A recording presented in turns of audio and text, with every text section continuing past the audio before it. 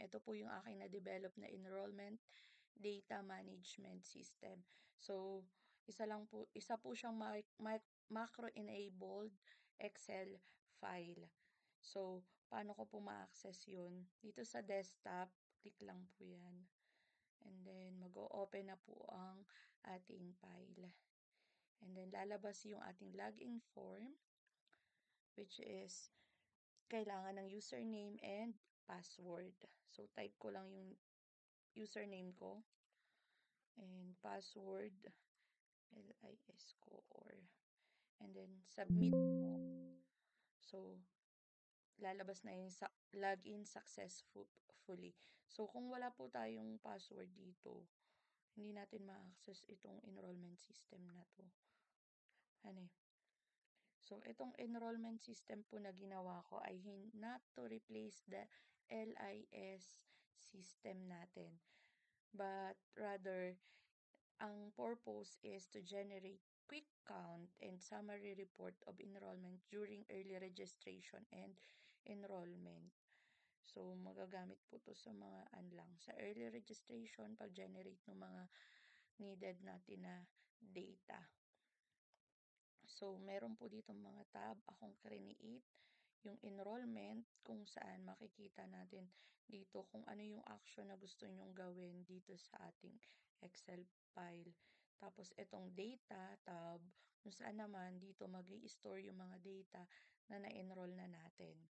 And then, summary report, dito naman po nagge-generate ng summary report ng quick count ng lahat ng ating na-enroll na learners.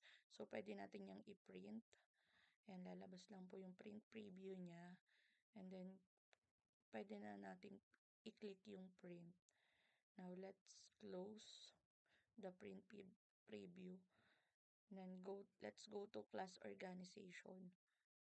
So, sa class organization na naman po, meron dyang tab ng Kinder to grade 6. So, ang ginawa ko po ay per class lang ng by grade level kasi small school pa kami. So, Kinder grade 1, grade 2, grade 3 lang po.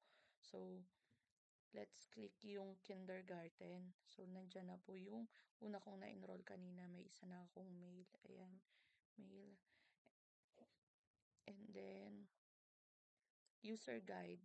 Ito naman po yung user guide kung paano natin gagamitin yung ating system.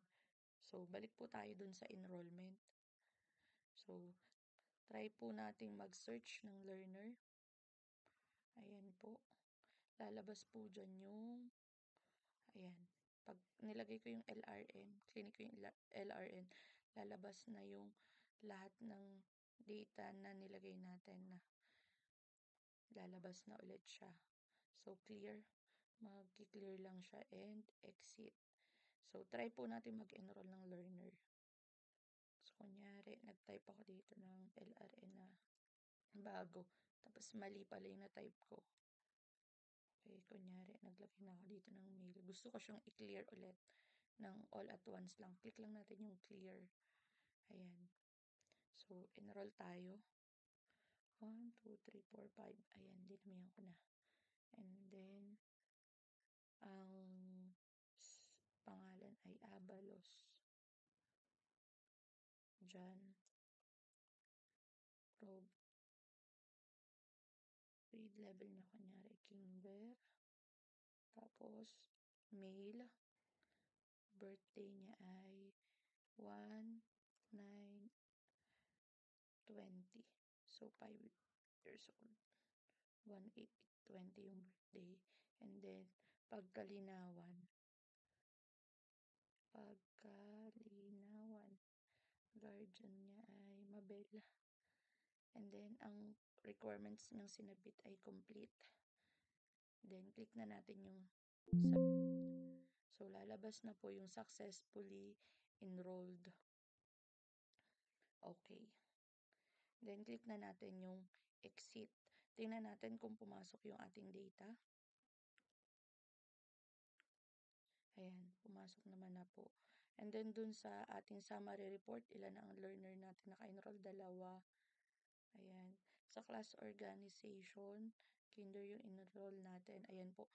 Ayun, automatic na pong nag-a-alphabetically sort yung surname ng ating mga learners. So, si Abalos, ang surname niya po nag-start sa A. So, lahat ng data niya napunta na dun sa unahan and then nandun siya sa nag-count na siya na sa mail as mail enrollees natin.